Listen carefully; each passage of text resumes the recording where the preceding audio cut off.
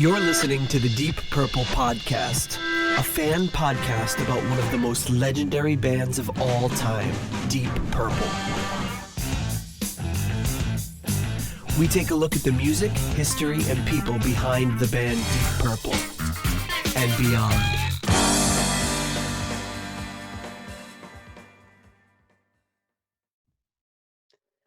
Welcome to the Deep Purple Podcast, Episode 9, In Rock 25th Anniversary Edition.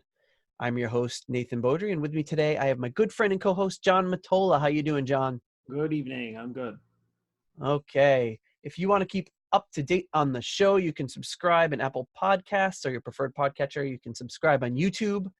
Video might be a little wonky this week. Apologize for that to all of our 12 subscribers.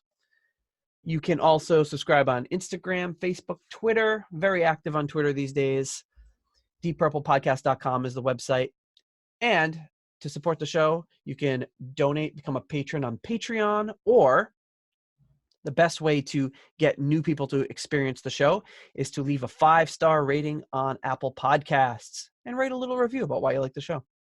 Do it. Please. Thank you. So we got a few updates this week on how have you been this week? Yeah, pretty good. Slow week. Slow week, Purple-wise. Slow week. Yeah, it was a slow news week too. Finally, the news was coming hot and heavy for this band, 50-year-old band, but not a lot to report in the news this week. But we do have a lot of show updates. A lot of really cool, interesting stuff, and the show updates is almost becoming like a memorabilia show off from people kind of posting all this stuff, as you'll see this week, which is really cool. Getting a lot of really cool things that people are sharing with us. And this first one that we have here is this promo poster for Perfect Strangers. This guy on Twitter called Cool Old Swag posted it. In their full 80s look, you've got Ian Gillan standing there with his tight jeans and his shiny boots. John Lord kind of sitting back with a leather jacket and some dark blue jeans and big bright white shoes, and of course his trademark sunglasses. Ian Pace was in that phase where it just looked like he had a beard that wrapped around his head. Like a wreath. He has like a beard wreath. Yeah, I was never a fan of that one. That was not his best look. I mean, it's maybe better than the Mark I bouffant, but it was not his best moment. Roger Glover in kind of the cool leather jacket, leather pants look, and then Richie behind him with almost the same look, except he's not wearing a t-shirt. His jacket goes all the way down to his belly button, unbuttoned, showing his chest, and he's given this look like he'd rather be anywhere else on planet Earth. Which is typical for Richie, so, there we go. It's not completely out of character. So, kind of an interesting one there. We have also a ton of stuff. So this guy, Chris Schild, who is, I believe, German, he shared a bunch of stuff, a bunch of old Rolling Stone magazines that look like they're in pristine condition, with all of these articles mostly about Tommy Bolin and Come Taste the Band and things like that. This one's like a little review of Come Taste the Band, breaking down some of the songs. He posted a picture of these Getting Tighter 45s that he has. He has the promo mono and stereo version. You can see them there. Got some tickets to see Whitesnake in '87. Would have been the show to see, I bet. Wow. Got this picture. This is a Rolling Stone from 1975, which contains some great articles on Come Taste the Band, featuring something about Richie Blackmore forming Rainbow, and then the next article right below it is how they Deep Purple got Tommy Bolin to join. Just a lot of really great things here. Just scrolling through them real quick. There's a review of Come Taste the Band where in this review, they call the song Wild Dogs a Led Zeppelin cover. Which song? Wild Dogs, which is a Tommy Bolin original. Right. So, but it wasn't on Come Taste the Band. Yeah, it was. I don't think so. Yeah, they did the version of Wild Dogs on Come. He does it solo too, but they did they did Wild Dogs on Come Taste the Band. I don't think so. I don't think so. Do you want to put money on this? Yeah. I am almost positive they didn't do Wild Dogs, not on Come Taste the Band. Didn't they do? Isn't it like? Wasn't it? I thought it was a B-side from. Uh, Oh, well, it's not on the album. uh, well, you know what? There's one way to solve this. I mean, I don't know if it was a B-side on the single, but I know it wasn't on the album. Oh, you're right. It's not on the album. Hi-oh! I must be thinking about. It's like one of my favorite albums. I don't even know what the hell songs are on it. I Sorry, I think just love like being right. I think there must be a live version that I've heard with the band. Yeah, Maybe it's, maybe. like On the Wings of a Russian Fox Bat or something like that. No, I think it might be on one of like the like Live in Europe or something like that. I know that they Maybe did that's what I'm a thinking of. I know that they did a live version with it with that lineup, and I know that it was on his solo album. Yeah, and it's What? on the Ultimate. Like, I think there's a couple versions on the Ultimate. Yeah, but I don't think he. I mean, to my knowledge, never recorded it with Deep Purple, Yeah, I guess maybe just live they did.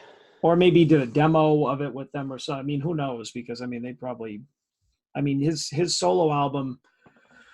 Um, what was it? 70. That one? No, wait, was that one either during or after Come Taste the Band? So I mean, he might have been kicking those songs around and played it with them. Well, there's a teaser one Yeah, that was yeah. on There's teaser. there's teaser, and I'm sorry, that's where it's claimed that let me look closer here. Yeah, he said they call it Led Zeppelin's Wild Dogs. Um, I haven't heard it in a while, but I don't know. I'd have to hear it again and kind of. I don't think it sounded like Led Zeppelin. I don't think it sounds like Zeppelin at all, and it's not Zeppelin. That might be why. Yeah, and I mean Tommy Bolin is like sounds the furthest from Robert Plant. His guitar playing is the furthest from Jimmy Page. Yeah, there's not really a lot of similarities. It's more like a it's almost kind of sounds like more like Neil Young inspired than Led Zeppelin. Um, But hey, whatever. You know, just because a guy has an article doesn't mean he knows anything. Apparently not. So a lot of great, like I said, just a lot of really great stuff. A lot of great old articles about Tommy Bolin. So just I think these old magazines like this are like so cool. It's just like so great to like I mean seeing them like this, but even better is like have you ever gone into like a record show or an antique store or something like that, you know, where they have like the you know, just the bins of old magazines of like Rolling Stones and stuff, and you just like, or Life magazines, like just any old magazine, even if it's not like anybody that you know, and you're just flipping through it, and you're just like, wow. yeah, just looking at these old pictures, I can almost smell what the magazine smells like. Yeah, yeah, you know that smell, everybody. Oh, did a truck just drive by or something? Maybe I should, I did. I should close the window. You have the window open. Yeah. So for those of you, while he closes the window, for those of you that are listening, I just spent like 3 hours editing the audio last week because it started raining, which I didn't hear at all when we were talking. And then when I go to mix or go to edit, I was like, what is that terrible noise? I had to put all these filters and things on your vocals and finally got it. So if it, you know, sounds like I was like, you know, recording inside of a microwave, then that's why, because it was raining here and I had to be heavily processed. It was pretty rough. All right, I closed the window. So, I mean, that was also like a plane or a truck going by, like very faintly. So, that's like, if that's going to get picked up by my mic, then forget it. You need a worse mic. Well, I had one until until I got this. I wish you didn't have that fantastic blue microphone who I hear sponsors podcasts. Wonderful, amazing blue microphone, picks up every little detail, every nuance. Yeah, apparently it's too good. Yeah, it's, you know what? Too good for us. Trying to lobby for some new ones. Here's an article from a German magazine, which I don't know what it says. Uh, something about the night. I knocked into Tommy Starb. Your Whatever German, the your German accent is impeccable. uh if by impeccable you mean horrible. Pretty horrible. Purple's Tommy Bolin. We're a real family now. So there's a lot of great. I love that photo shoot. It seems like Glenn Hughes was always wearing those suspenders. Yeah, I also like how like they didn't even wait for Coverdale to open his eyes. Now Coverdale's eyes are closed. Ian Pace's eyes are closed. Glenn Hughes looks like he's about to keel over. Well, it's Terrible probably photo. it's probably the best picture that they could. They're just like, all right, that's a wrap. We give up. I always think it's the same photo shoot because it must have been multiple photo. It must have been the entire time that Tommy Bolin was in the band. Every photo shoot, Glenn Hughes is wearing those crazy Mork from Orc suspenders, and Tommy Bolin is holding a glass of wine. And then I was like, oh, it must be the same photo shoot. But I'm like, wait, David Coverdale's clothes keep changing. John Lord's clothes are changing. It's just those two that are always like clowning around when they're suspenders and their glass of wine. And those two must have been no good to be together, you know? Yeah. They definitely didn't inspire the best in each other as far as their substance abuse goes. Did Hmm. make some great music, though. Picture of Tommy Bolin. So some really good Oh, stuff. that Got was a nice one. this guy, Jim Massa, or Massa. I might be spelling it wrong, but he says he had an older brother who bought the Hush single, and that got him into Purple. He bought the Hallelujah single. He's commenting on one of our YouTube videos. So just really talking about how amazing the band was and the influence they had on him, which was great. Then we got our old buddy Pero from Uruguay, just recovering from a nasty power outage down there. But he got to meet Ian Gillan. There's a picture of him and all of his friends posing with Ian Gillan after a concert about 10 years ago, I think. I think he said it was like 2006. Um, and here's his copy of the concerto for group and orchestra with his ticket to go see them perform it in Uruguay Wow. 19 years ago. Crazy to think about that. And here's another ticket to see Deep Purple. That's the show in 2006 where he met Ian Gillan. So Nice. some cool stuff from this past week. People posting and sharing a lot of good stories and memorabilia and such on Twitter, and we appreciate it. So next up, we have also from this morning, our In Rock episode popped up in feeds this morning, and I started listening to it on my way to work just to check the audio and see how I was doing. I was like, oh, it sounded pretty good. Didn't get to the part where we started discussing the songs, or else I would have figured out the songs aren't there. And our good old friend Pero on Twitter said, if I'm pronouncing your name, I apologize. If I'm pronouncing it wrong, I apologize. But he said, hey, you guys are talking, but I don't hear what the songs you're talking about. Oh So boy. it definitely probably sounded pretty awkward, just like a pause, and then us going like, oh yeah, that's a great guitar part right there. So I rushed home, redid it. It was a pretty simple, dumb mistake that I made, and yeah, I think it sounds pretty good now. Let us know what you think. We have got like a small little just effects on the music to kind of drop the audio down a little bit when we're talking so it doesn't get too muddled. So if you like that effect, good, let me know one way or the other. We can always make some modifications. So we talked a couple episodes ago about this, and we were going to do something last week with our good friend Eric, but it fell through. So you and Eric went to go see the Dio hologram show. Yeah, we did. So I'm gonna fire. You sent me a bunch of pictures. I'm gonna Mhm. fire those up so you can talk about those and kind of talk about the show and how was it? Yeah, so the show was in Worcester, Mass, at the Worcester, Mass, the Paris of the '80s. I think that's what they have like T-shirts. I think that said Paris of the '80s. Oh yeah? Yeah. Why is that? Because you've been to Worcester. It's like the '80s never ended. Like there's still you walk down the street and there's Oh like yeah. women with feathered hair and like great white t-shirts. Like even Oh, when there's not a concert going on, it's just like heavy metal. It's like a heavy metal city, or an oasis of 80s metal in Massachusetts, which is well, about, I don't know, 30 minutes from where we grew up. yeah. But I mean, I, usually am in and out of Worcester pretty quick because it's not a very desirable place for me to be. It's not very interesting, but I could be wrong. But It's a great anyways, place if you're into metal shows. It's a great place. yeah, but I haven't been to the Palladium in years. So anyways, as you can see, it's like it's a what kind of venue is this? It's like escaping me right now. Not a like a theater, I guess, type of venue. But anyways, yeah. So it was kind of beginning of the tour. So it was like I think they were only doing 30 shows on this tour. So we were like right toward the beginning. My guess is they only did like maybe a half dozen shows since we got here. And yeah, so we're sitting on the upper level, and the whole back level was not like, nobody was like on the upper level. So So um that bottom level is nobody there.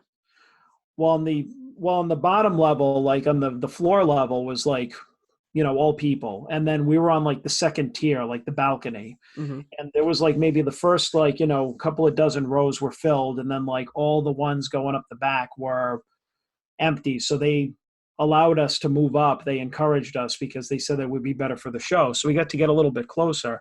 And as you can see, like um, the the stage show looked great because they had, if you go back to the other one, the first one, you can see they kind of have like a Stonehenge type Yeah, of, yeah. screen set up like toward the front, and then they have a screen on the back, and then a bottom. It's like all like, projection screens and everything. So they were doing, like, as you can see, like, old pictures of Ronnie, and like during some songs they would do, just colors and lights, and like, castles and dragons and everything. And I Yeah, I mean, saw a lot of pictures of like very yeah. like Dio-esque imagery. But I mean, it was really, really good, actually. I mean, it's like there was really the potential for it to be cheesy, but it wasn't. Hmm. It was really like just high res, high quality type stuff. I mean, I think that for the size show that it was, like, it was a really like small stage and small scale production, but it felt like really big. Hmm. So that part I liked about it. And as you can see, the way that the I really like this one because I got a lot of people throwing up the horns when they were Yeah, playing. that looks like it's a very standard Dio audience. The mob rules, yeah. So as you can see, they have like the band is kind of off to the side because the hologram was projected in the middle. Right. So they Um, got the guitarist on one side, the guitarist and drummer on one side, the bassist and the keyboardist on the other side, and then right, this whole center is this Stonehenge shape that you mentioned with the hologram right, in the center. yeah. And so and then they had like the Dio Disciples band, which was comprised of, Dio's band, that he comprised of the guys before he passed away. With the except the bass player was new, right? Yeah, except for the bass player. Okay. I sorry, I keep forgetting his name, but he's like really good. I saw him when he was like playing with the Disciples like several months ago.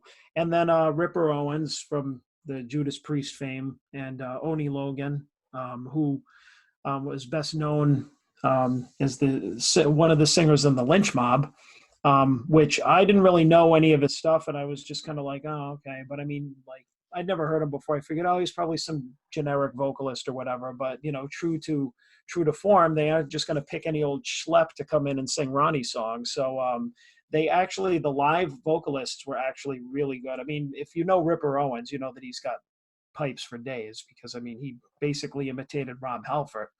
Hmm. Halford to before he became famous, and Oni Logan had that same kind of like, they both have these really like classic like metal Dio style like voices. So the show was really um, kind of a back and forth between the live band playing, like they would sing some songs and then the hologram would sing some songs, and that was really the biggest disappointment to us was the actual hologram. It pains me to say it because I really wanted to like it, but I had many many problems with it, but realistic. And Eric and I actually discussed it quite a bit. And here's one of them that you can see here is that from our vantage point, like practically the whole top of the hologram's head was cut off. Yeah. Like, and a lot of the times he went off over to the left and we couldn't see him. So if you're not sitting like front center, like floor level, then you can't see the hologram, Hmm. which, was kind of disappointing. But it is what it is. Um, I mean, it wasn't the whole show, but I mean, it's like a lot of it was like his head was cut off and he was on that little, like those two steps behind him. Sometimes he was standing on top of them. So you couldn't see his head at all. Yeah, exactly. Then it was just, it was just no head. I have Um, such a hard time looking at these pictures and getting a sense for what this actually looks like being there. It seems so unusual. Like I don't think it translates well to photos. no, but it's like, I feel like,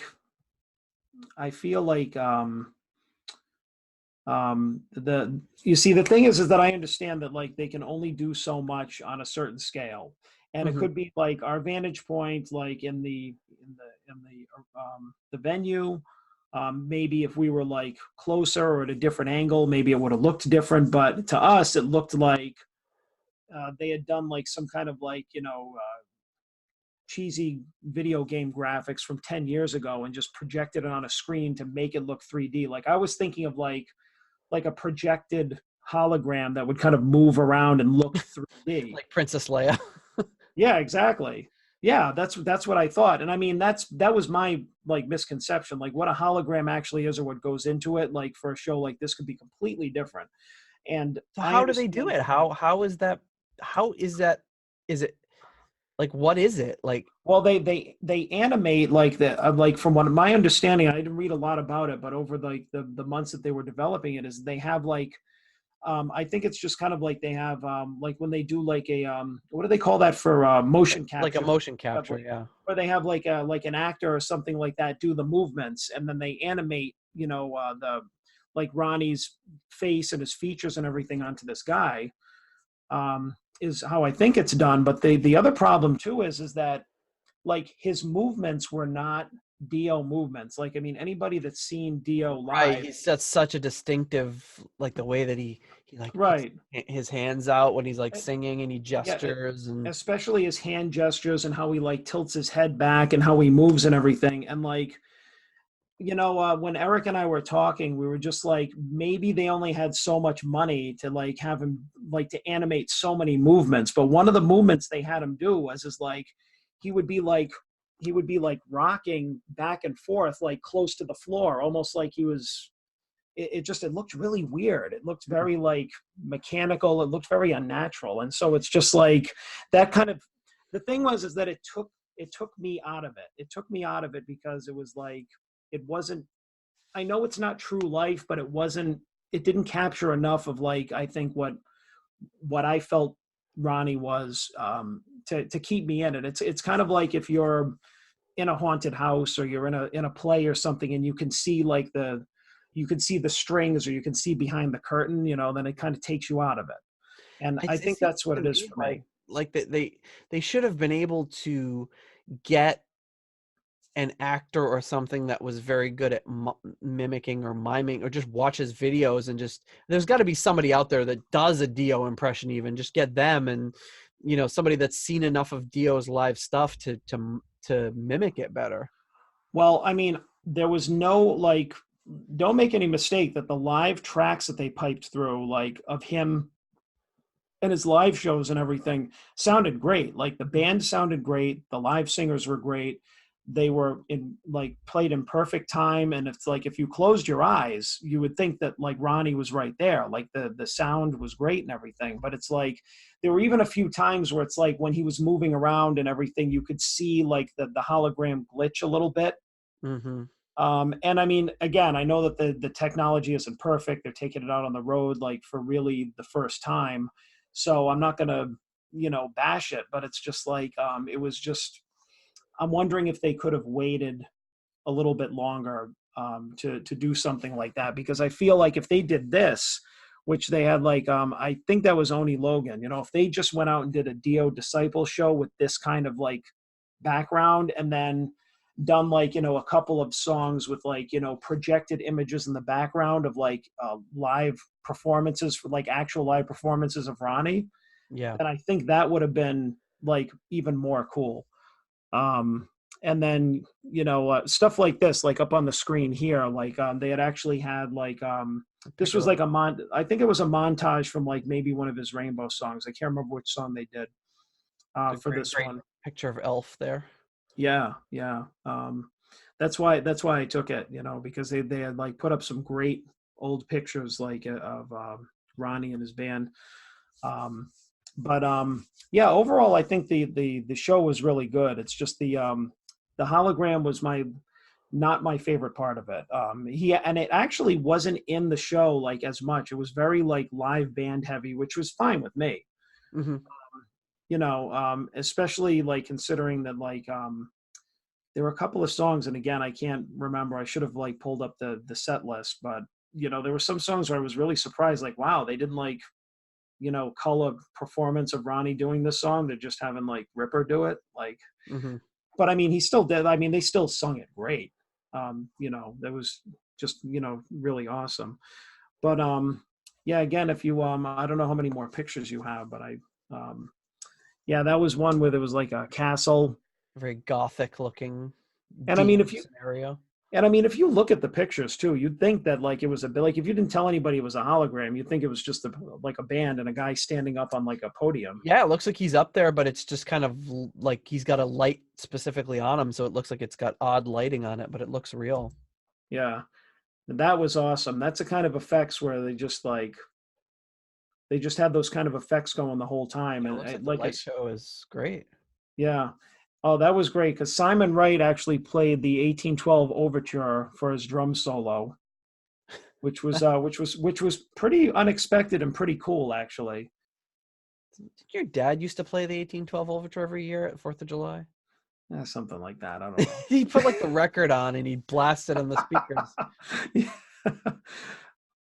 But yeah, that was I thought it was a really kind of creative drum solo. So they did the typical the drum solo, the guitar solo, you know, like you would during any kind of you know, metal show, rock Hmm. show, which were of course great.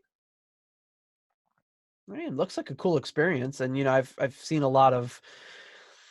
It's very divisive. I mean, there's a lot of people who are really negative on it, and to the point, oh, it's a cash grab, and it's not, it's not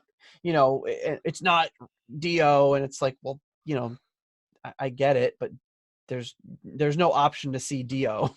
Yeah, exactly. And Except this. I've heard people calling it, it's just a cover band. It's like, well, that's not fair. It's like it's Dio with Well, I mean, yeah, I mean it is. It's really it's like I mean it is what it is. It's a tribute to him.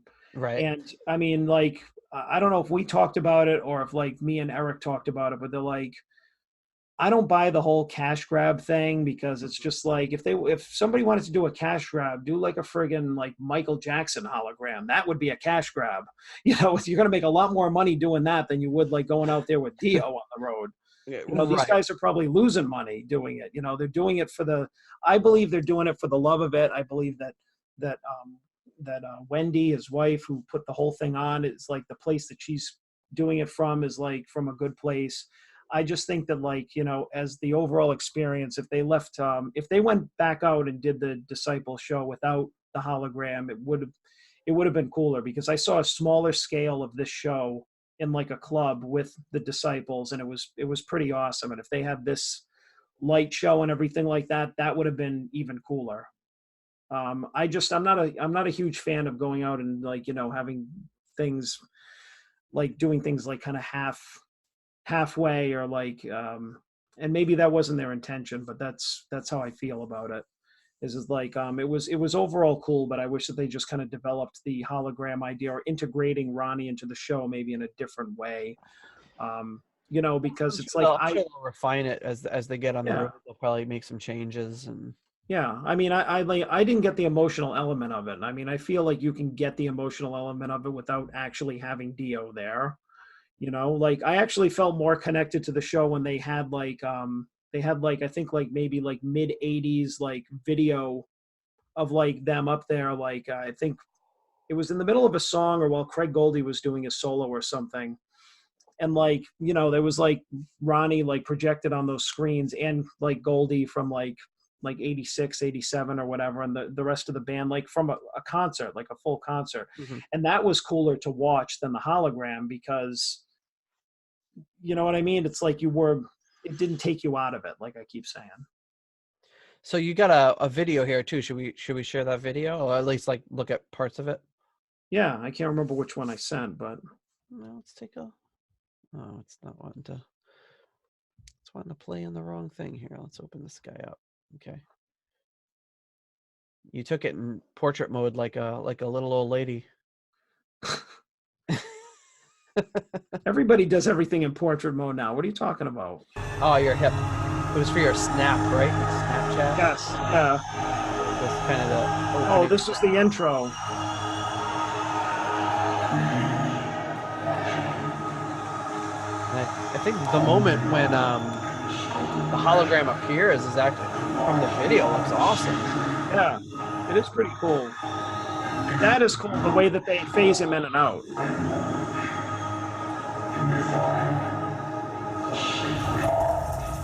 Oh, look at that. Burning fire. Still returns.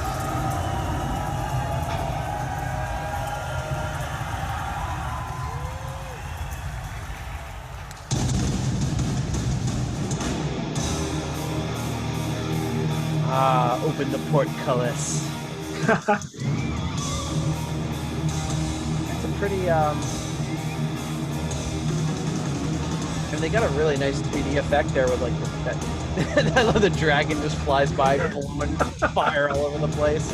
Yeah. Typical Dio stuff.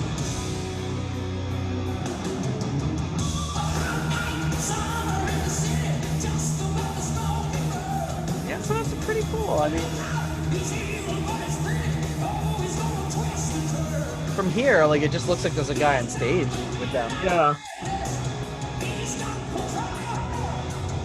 I've heard it described as more of a cartoon than a hologram. Yeah. Is there another part here? It's kind of weird. It just kind of like goes in and out. This must just be like kind of an introductory thing. So, but anyway, little.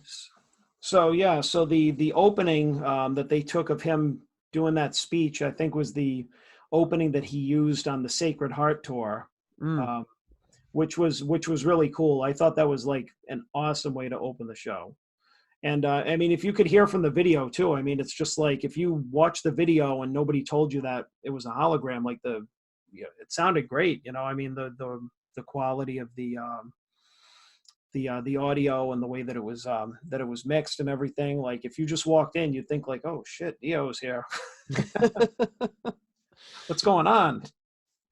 cool. Well, Yeah. So I would recommend checking it out. Even though it sounds like I'm really critical of it, it's because I love Dio, but I love the show and I'd like to see them keep improving on it. And you know, I fully support it though, just because you know it's for the love of Dio. And I mean, if nothing else, I mean the set list was awesome. yeah, I mean, it was like it wasn't any like you know standard list. I mean, they did deep cuts, they did stuff the fans love. That's one of the things too that I love about shows like this is that you know they sprinkled in like you know as popular songs, but they didn't just stick to that. I right. mean, when they did some Sabbath, they did Rainbow. You know, they Yeah, covered. so they did the Mob Rules. I saw the Mob Yeah, Rules graphic anyway there. yeah, they did Mob Rules. So I mean, they covered a good part of his catalog. I think they even did Gates of Babylon by Rainbow, which was Mm, like really cool song. But it's like that's just one of the best things about seeing like you know shows like this again is like you get to hear the deep cuts, right. which is you know makes a show enjoyable. So Yeah, definitely. All right. Well, that was the Dio hologram. review, the long-awaited Dio hologram review. The long-winded hologram review by me. From our official field reporter. Yes, what will be next? Where will I go next? Who knows? Well, something weird That's just happened on my computer here. purple related. We don't know. Okay, I just lost all my windows, but they're back. Okay, so this week we were going to, as we did In Rock last week, In Rock proper anyway, the official release album, we figured we would take this week to just kind of go a little bit more in depth into the 25th anniversary edition, which has some bonus tracks, some unreleased tracks from the album, singles, studio chats and stuff like that. And kind of just almost like an ad for, kind of more like an advertisement for the 25th anniversary edition. Go buy it at your local record store. It is actually really cool. It comes with a great booklet. It's a great looking CD here, and I can put it up on the screen for you to check out. But the CD is, the jewel case part of it is autographed by the band. It's kind of a cool touch. I don't think it's obviously not their real autographs, but at least I don't think so. I think it's just imprinted onto the jewel case. But of course, the problem that I've seen reported about it is it's not on the booklet, it's on the jewel case. So if that thing cracks, you're out of luck. So you got to kind of keep that safe. So the booklet here just goes through lots and lots of different stuff, lots of really cool stuff in the booklet. Starts off really talking. I love these pictures here. It's the kind of the Buffon era with John Lord, Richie Blackmore, and Ian Pace being the two biggest offenders. Although Nick Simper's was pretty incredible before he departed the band. Yeah, that Stormtrooper helmet was something else, man. It was really crazy.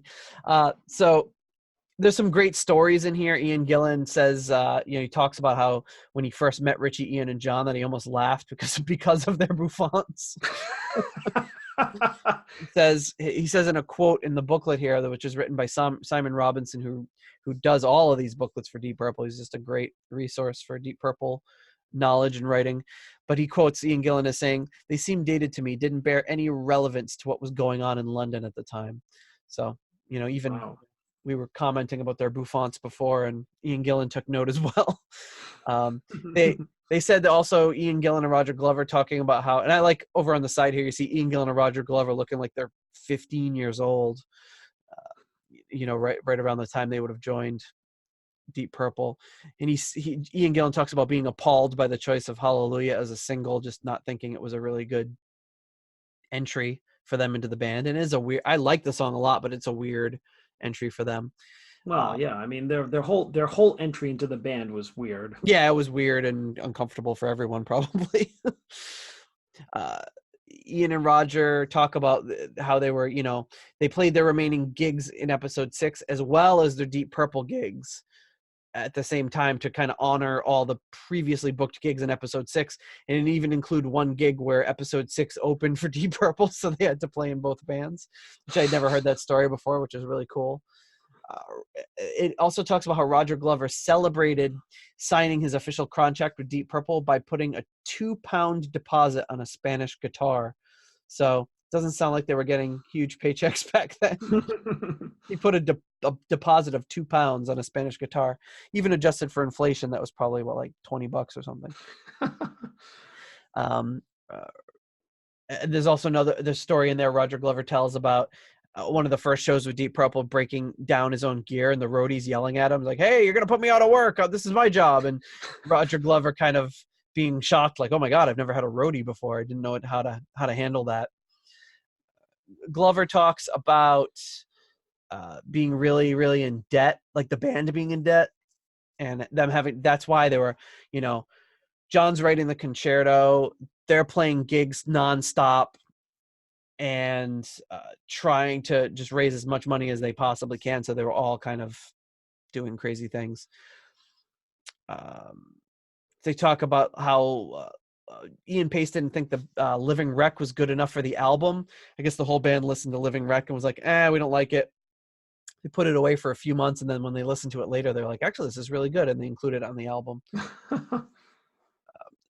Roger talks about in the intro to Speed King when John's doing that organ bit, how he made like a huge mistake and it was just like a terrible discordant noise, but how he kind of paused and then just continued going, and they just left it on the album because, like we talked about, I think in the last episode, John Lord could fall on his keyboard and it would somehow sound like it belonged in the song. A lot of notes from Roger Glover's diary. Ian Gillan talks about being bored during the recording sessions and being being in the hallway. Or I wonder if that was the Fireball one. That might have been the Fireball one. We'll get to that later then. I'll double check. Doing some unscrupulous activities with a young woman in the hallway and all the people that worked in the building walking in on them. Ian Pace is talking about Martin Birch's The Wasp, his input in the band, and how he really how he didn't make them sound the way that they wanted to sound, but he made them sound so good that they didn't care. Just his kind of his prowess with his engineering skills. And there was talk about how, I guess in the early days, they would all be all over all five of them, because it's produced by Deep Purple. They would all have their hands on their individual faders and like be raising them and dropping them when they need to, when they wanted to. So Ian Pace is saying like, oh, I like the drums here, and he'd push the drums up. He's like, oh, I made a mistake. He'd bring the drums back. And at one point, Ian Gillan was complaining he couldn't hear the vocals, and Blackmore says, "Who do you think you are, Tom Jones?" Just kind of getting annoyed with Ian Gillan having to have his vocals be heard. Because I don't think Richie Blackmore has any use for vocalists. It's weird. Like, I don't know why he isn't just in a completely instrumental band. It seems like he always has like these great vocalists he works with, but he just never seems to have any respect for vocals as part of music. Yeah. And then I guess the whole project ended up getting put on hold for a while because the Tetragrammaton label just collapsed, and they were kind of in limbo for a while before they got picked up by Harvest. So some really good stories in there. I'd recommend checking out the booklet. Some good photos, good stories, some photos we've seen before, but definitely worth checking out. That's the book there. But what about the tracks? What tracks are in this album? Well, it starts off with Black Knight, which, if you're a Deep Purple fan, you've probably heard a million times. Something they've played live forever. It's always weird to me that song wasn't on the album. It was recorded at the time of the album. They played it live all the time. It was a single, but for some reason it didn't end up on the album. But this is Black Knight.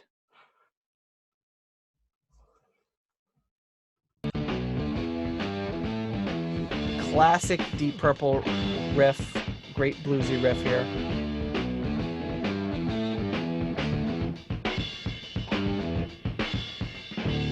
So the story behind this is the record label was behind like all of their stuff. The record label was pushing them for a single, and they just kind of went into the studio.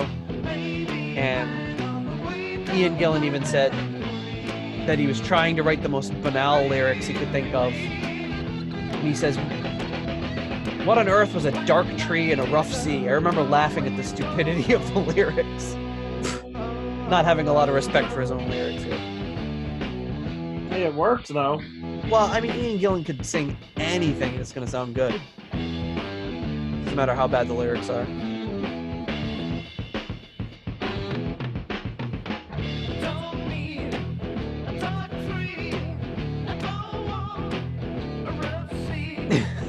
There it is. I don't want a rough sea. Yeah, I guess. He talked about they were sitting around a table saying, "Hey, what rhymes with Black Knight?" And someone said, "Don't feel too bright." And they were like, "Fine."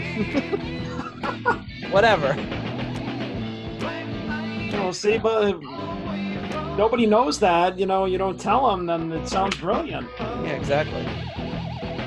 I guess some of their early prog rock fans of the band were annoyed because this is, I guess, one of the first times they got accused of selling out because they did the single that was successful. Any band that has any success at all is selling out. Even back then.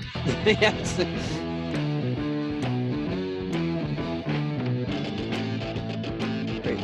organ riff there. I feel like I haven't heard the single version of this that many times. I've heard it performed live so many times.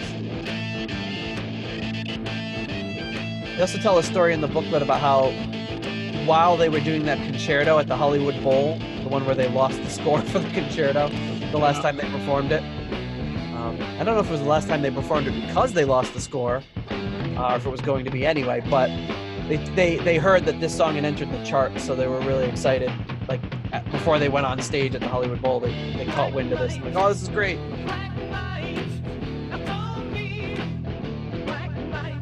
So, it's great. I mean, I think we get the idea of that song. Any Deep Purple fan has heard that a million times. And I encourage you to... What's that? I still think it's funny. Like, I just think about, like, they were at the Hollywood Bowl and, like, the whole score for the concerto just, like, blew into the ocean. Like a big wind swept it away, and somebody went like, "Oh," and then they just turned around and were like, oh, I ain't saying nothing.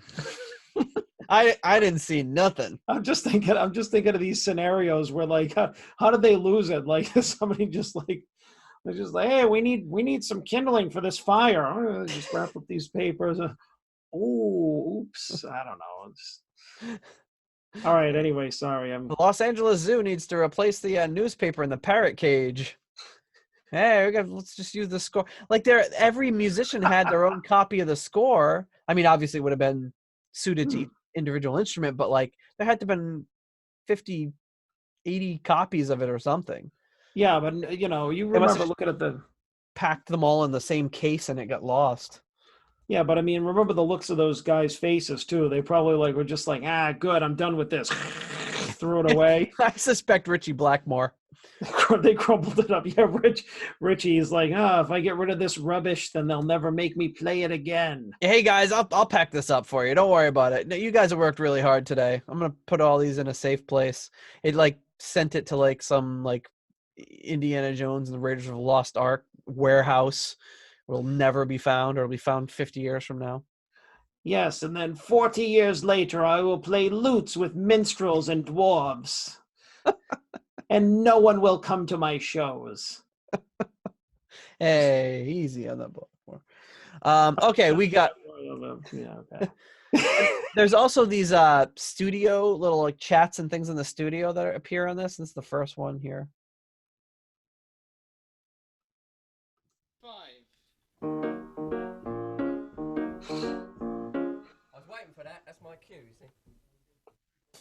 So he calls it kneel and pray there.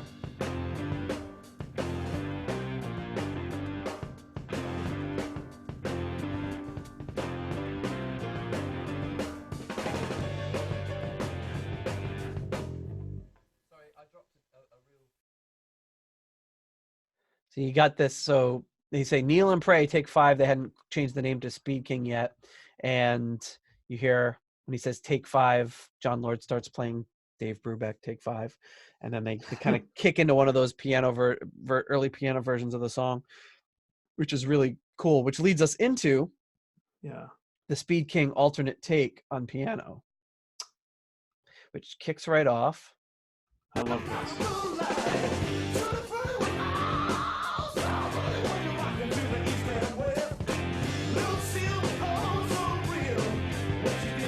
Piano just really gives it such a different feeling.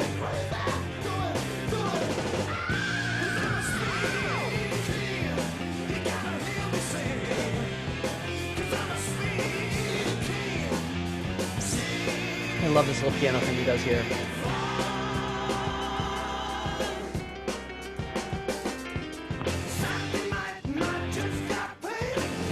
Not as tight as the album version, but it's...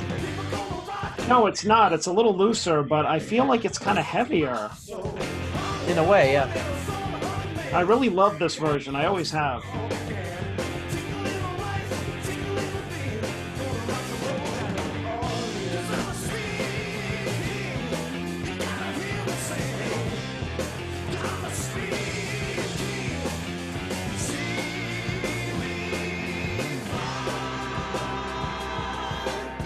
And I like how they harmonize those vocals. Yeah, they all...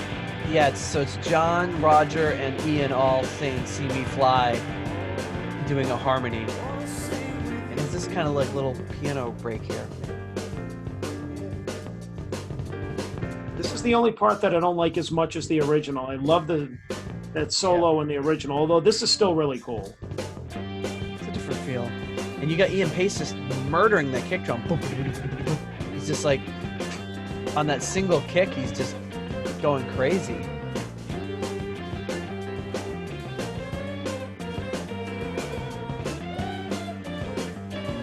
You hear Ian singing along with him.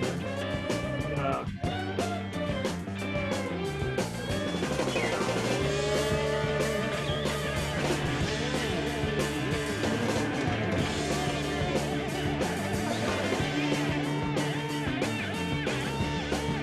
So yeah, that's the kind of gives you the idea, I think, of the piano version of that, and like the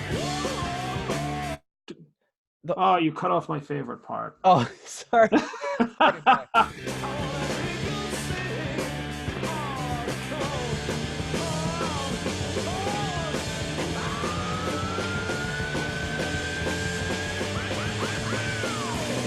Oh man, That's almost crazier than the album version. but still, like every time he does that part, it still gives me goosebumps. No, it's great. Oh, just because like you just hear that and you're just like, I don't know, you know what I mean? It's like how could somebody's voice do that? It's like it's so awesome. That's kind of the common refrain with Ian Gillan is, how does somebody's voice do that? Yeah, but I mean, it's just so good. So it goes right into that, to another studio chat here. Take 5. It's always take 5.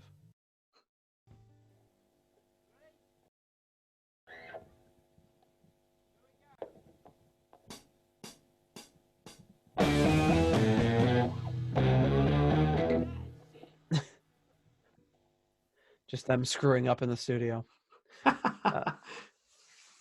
So Yeah, those are really cool parts. Yeah, they're cool. I like it, and like we've talked about before, I think it's good for like a little reference and to have it, but you know, obviously I'm not going to throw on the 25th anniversary edition and listen to it from start to finish every track. Mm.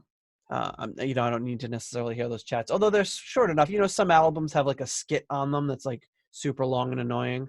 Yeah. And you're like, it's funny the first time, but it grows old. Like these are at least really short. I mean, the next one's 5 seconds long. I'm going to play it. By the time I switch it over to your audio, you won't even hear it. But the next part is a song called Cry Free that didn't make the album. And Roger Glover remixed it for the 25th anniversary edition. And here it goes.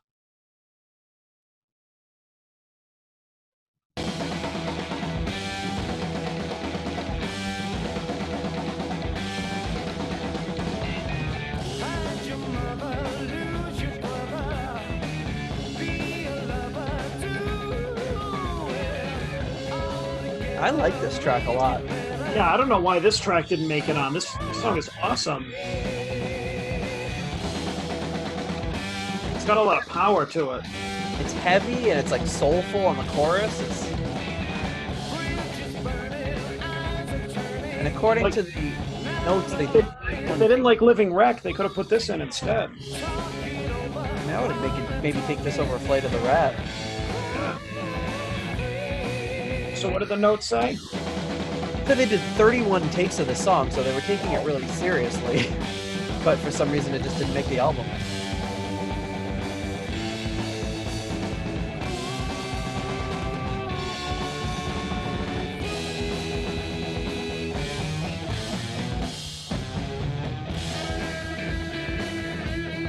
Great Richie solo here. And it's a short song. It's only less than 3.5 minutes. So they, you know, it's not a very long album. It's only got 7 songs. Maybe it was one of the things they just weren't happy with any of the takes. This presumably is the best take they did. And they probably just ran out of time.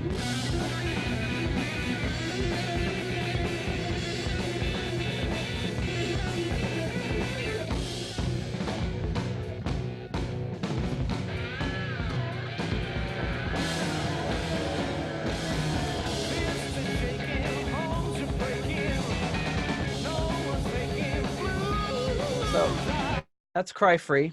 Another good song that didn't make the album. They got a couple other studio chats here. One of the more interesting songs on here is called Jam Stew, an unreleased instrumental called Jam Stew.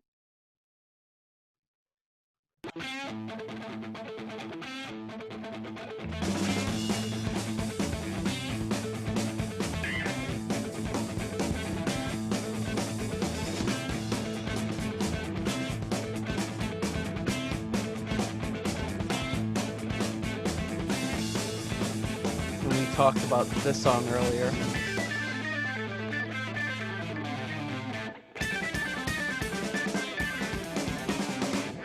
As soon as I, heard this song on the album, it reminded me of the song from Green Bullfrog, because it is the song from Green Bullfrog session. Yeah, which I think was called Bullfrog. Bullfrog, yeah. Which I've heard that album a million times, and we're gonna cover that album someday because it is just so good. Just Ritchie Blackmore and Albert Lee absolutely destroying guitar solos left and right all over that album. Just the bluesy rock album that they did in a few sessions, and this is something I guess that really resonated with Ritchie and Ian, because Ian Pace is the drummer on Green Bullfrog, and they just said, "Hey, we never did this with Deep Purple. Let's just do it in the Green Bullfrog sessions."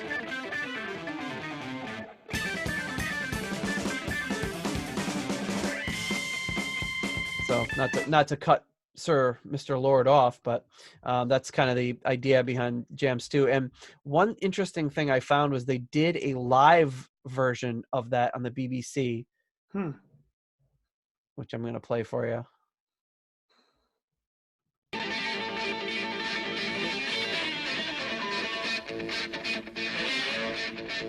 And this one features vocals, improvised vocals.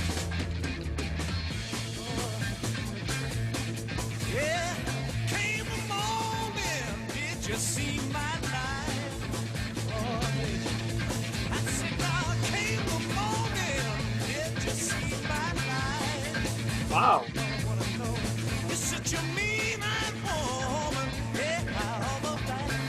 This is another one they could have easily made work if they had enough time in the studio.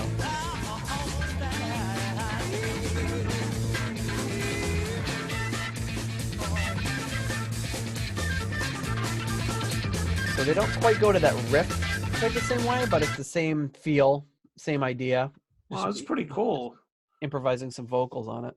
I never thought of it having any vocals on it. It actually works pretty well. Yeah, it works great. There's more. There's additional studio chats. Here's another one.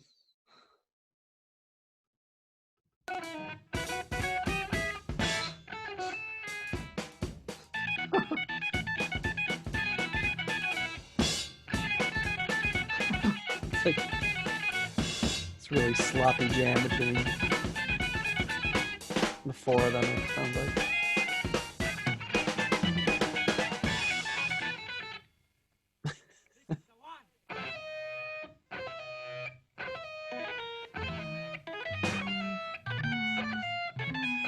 This must have been what it sounded like in the studio with them. So goofballs. They also there's remixes on this which are like, I don't really care about remixes. It's like a remix of Flight of the Rat, a remix of Speed King, which to me they sound the functionally identical to the originals. Yeah. And then there's also another version of Black Knight which features an unedited version. The other one was like edited to be a single, so this one's got like a full minute, almost a minute and a half extra material on it. Sounds like it's mixed a lot better too. I think it is. It's a Roger Glover remix, so it sounds really good. One of the things I thought was worth mentioning was that that Black Knight the riff is stolen and unapologetically stolen from Ricky Nelson song from 1962. Well, him doing Summertime in 1962. So not even his song, but they wrote this, here they write this cool.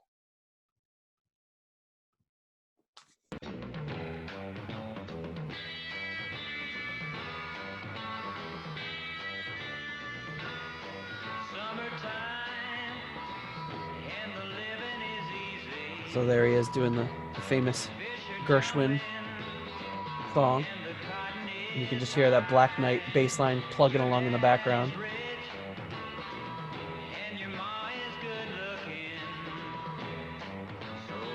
So it's only 2 minutes long, but clearly ripped off. And I there was one thing, I don't think I have it here, but where he was talking with, who was it? I think he was talking with Roger Glover about like, hey, we're going to steal. He was just like, hey, we're going to steal this bass line from Summertime. And Roger Glover saying, oh, I don't think that's a good idea. And he's like, have you ever heard it before I played it for you? And he said, no. He's like, well, there you go. Like, like who cares? We talked a lot about that in the last episode, the things they had stolen. So there's also another song that came out 4 years later.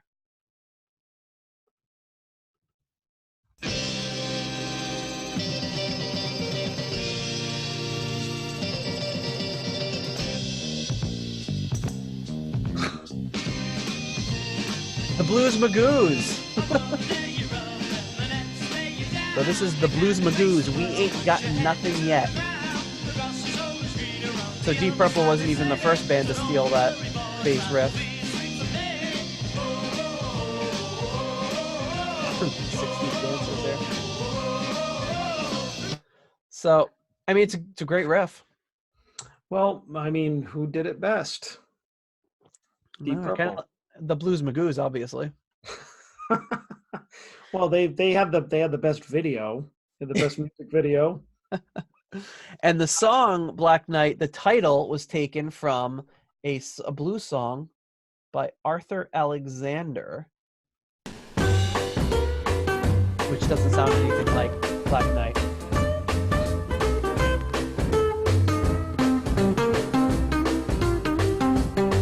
Nobody cares about me, ain't even got a friend.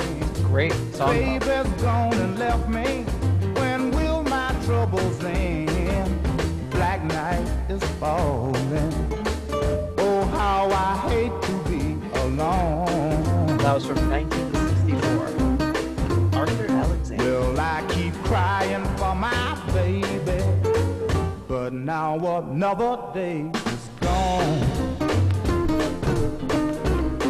There's kind of some history lessons behind Black Knight,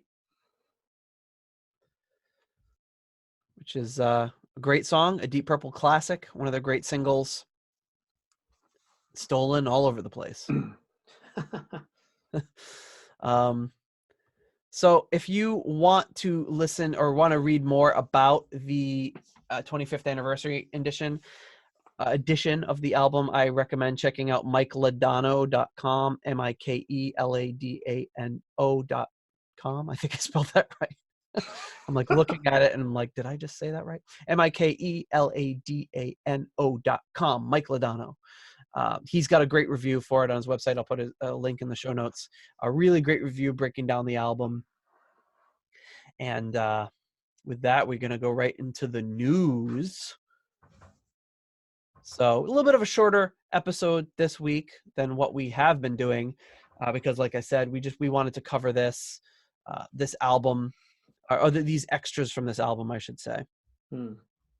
So in the news, we've got a new book coming out, which is Richie Blackmore, A Life in Vision. There he is with his Sunday pilgrim hat on. And his villainous mustache. His villainous mustache that he's been rocking for, a long time now.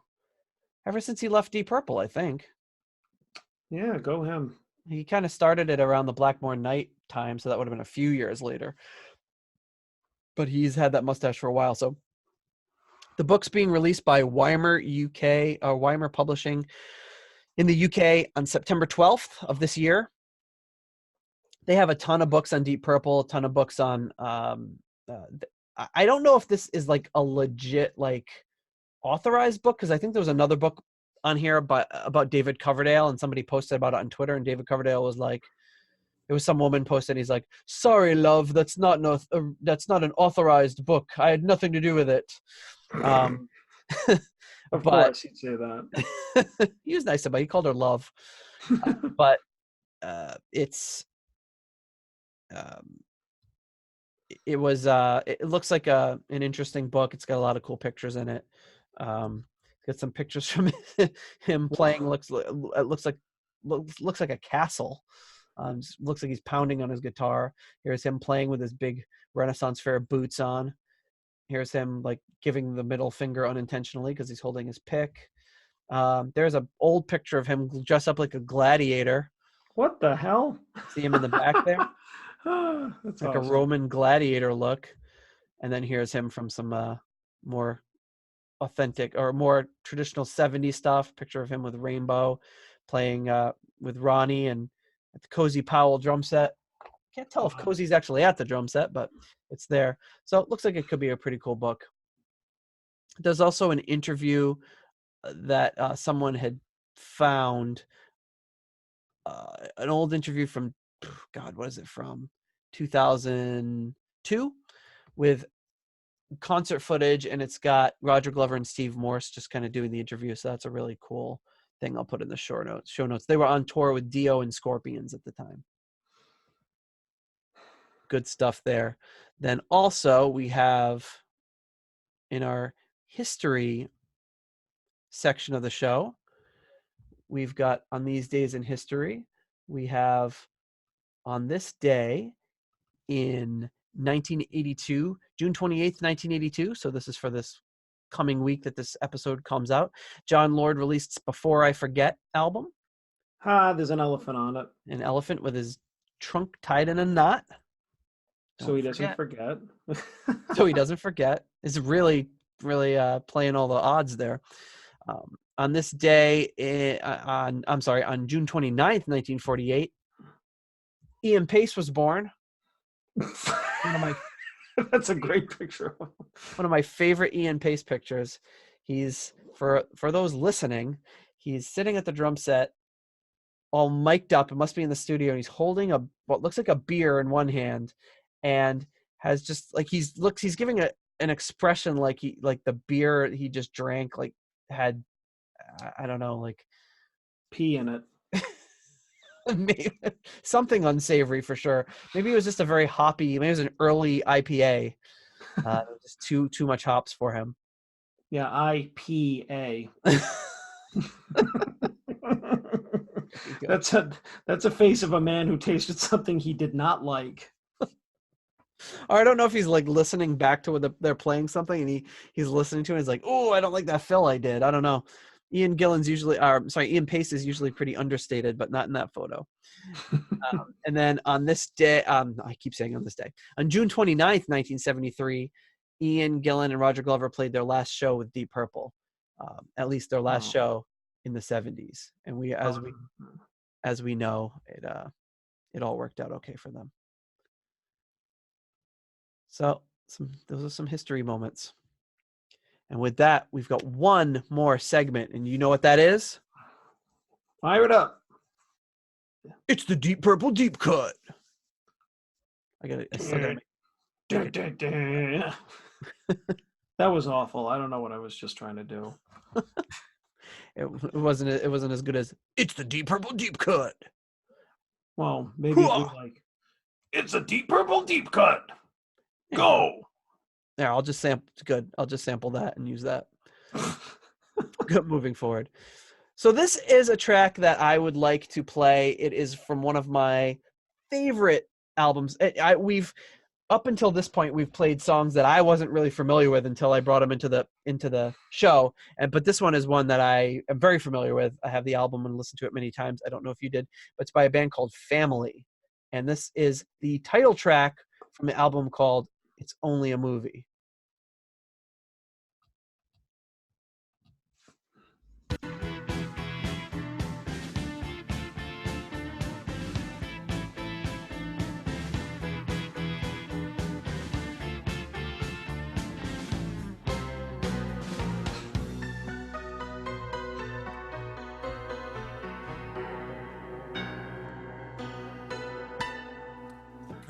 the table at midnight. So this is Roger Chapman on lead vocals, John Charlie Whitney on guitar, Shooting Tony Ashton on keyboards and backing vocals, Jim Cregan on bass, who's also played with Rod Stewart, and then Rob Townsend on drums and percussion.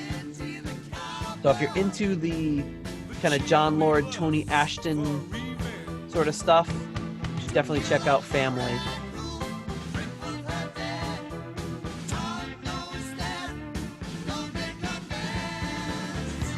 Really cool album from 1974. I'll put a link to this song in the show notes. You should definitely check it out if you're into the whole Tony Ashton sort of scene. If not, if you're here only for the metal type angle, then probably not for you. Interesting. So we've been so for those of you who've been listening, we've been really burning the midnight oil doing these episodes, and doing this. John's on East Coast time, I'm on Central time, so it's rounding up almost on midnight for you and almost 11 o'clock p.m. for me. Mm-hmm. And we both have jobs where we're working, 4, 5, 6 in the morning. So it's about the only time we've found to be able to record. So it's we're trying to get these episodes done, and I'll be leaving for vacation in a few days, so we're gonna bang out another episode real quick before I leave on vacation, so you can get your Deep Purple podcast fix. Oh yeah. So hopefully it is appreciated. We've had a lot of great feedback, a lot of good comments, a lot of great dialogue on Twitter and other social medias, and meeting up with other podcasts. It's been great. We've gotten lots of shout outs from other podcasts, and we really appreciate that. We've gotten shout outs from Sabbath Bloody Podcast and Pot of Thunder and Skinnerd Reconsidered, Alpha Metallica. I've had some dialogue with them, so it's been really good as we round up the episode number 9 before we kick into the next full album. And how are you feeling for Fireball? You ready to talk about Fireball? Yeah. Have you listened? Yeah, to I it? am. Have you- Yes. Yeah. Yeah. I'll save my commentary for next time. But Let's I did just get listen into to it right now. All right. Yeah. Let's keep going. Let's just do this and then go to work. But exactly. I'm excited to talk about Fireball, and always good talking with you, my friend, about Deep Purple. And we'll catch you next week. Okay. All right. Thanks. Peace out.